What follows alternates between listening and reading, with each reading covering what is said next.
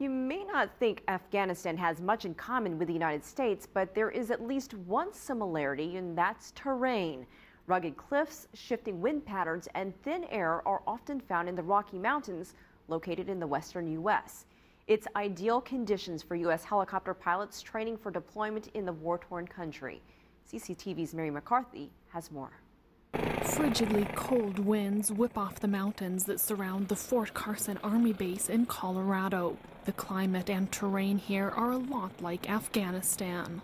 Flying at 12,000 feet in Colorado is much different than flying at 1,000 feet in Kansas, so you're much more limited on power and the weight you can have in the mountains. So we come here to get that realistic training up in the mountains to make us better pilots. Their usual base is at sea level, but Fort Carson is located at over 6,000 feet altitude, and the training missions take them up to 12,000 feet to simulate battlefield conditions.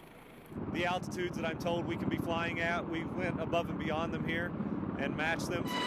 At the mountaintop landing zones, pilots face blowing wind, frigid temperatures, and thin air, making helicopters hard to fly. Most of the soldiers training here can expect to be deployed sometime within the coming months. The training that they get here in Colorado will prove to be invaluable when they head out to the rugged terrain of Afghanistan. The training is as much for the machines as it is for the men.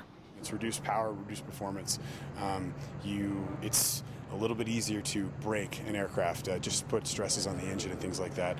So we have to be very, very, very careful. The pilots say the Rocky Mountain training has been rough, but has given them critical experience as they rotate out to Afghanistan. As we become qualified, I mean, it's become exponentially easier to fly and manage our systems, and I honestly feel much more confident. About 67,000 U.S. troops are currently deployed in Afghanistan alongside some 37,000 coalition forces.